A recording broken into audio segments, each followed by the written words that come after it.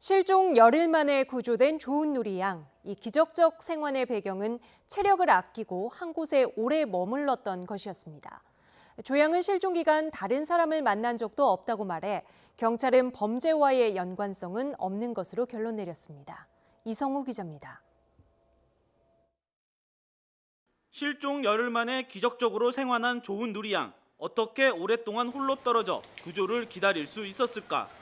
경찰은 조 양이 산에서 내려온 뒤 일행을 다시 찾기 위해 올라갔다가 마지막 발견 장소에서 열흘 동안 자면서 머문 것으로 보고 있습니다. 이에 산속을 헤매지 않고 한 곳에서 오래 머물러 체력 비축이 가능해 열흘 넘게 버틸 수 있었던 것으로 추정하고 있습니다. 또 계절이 여름이어서 체온 유지가 가능했고 장맛비가 내려 주변에 물이 풍부했던 점이 생존에 도움이 됐을 것으로 보고 있습니다. 하지만 면담 조사에서 어떻게 길을 잃게 되었고 어디로 이동했는지 등을 묻는 말에는 잘 모르겠다고 답하는 등 실종 당시 상황을 구체적으로 진술하지는 못했다고 설명했습니다. 조은누리 양이 가족과 헤어져 다시 산으로 올라갈 때 마주치게 되는 두 개의 갈림길 가운데 한 곳입니다. 경찰은 이 길 가운데 한 곳에서 가족과 길이 엇갈린 것으로 보고 있습니다.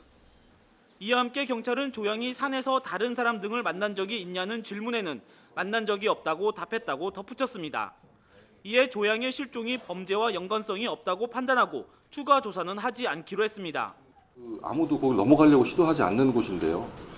네. 때문에 사람을 만났을 범죄가 일어나려면 일단 다른 인적 요인이 있어야 되지 않습니까? 인적 요인이 결여되어 있기 때문에 범죄가 아니라고 판단합니다. 구조 이후 병원에서 심리 상담 등의 치료를 받고 있는 조은누리 양. 경찰은 조 양이 하루빨리 일상으로 복귀할 수 있도록 피해자 전문 상담 지원책도 검토할 예정입니다. YTN 이성우입니다.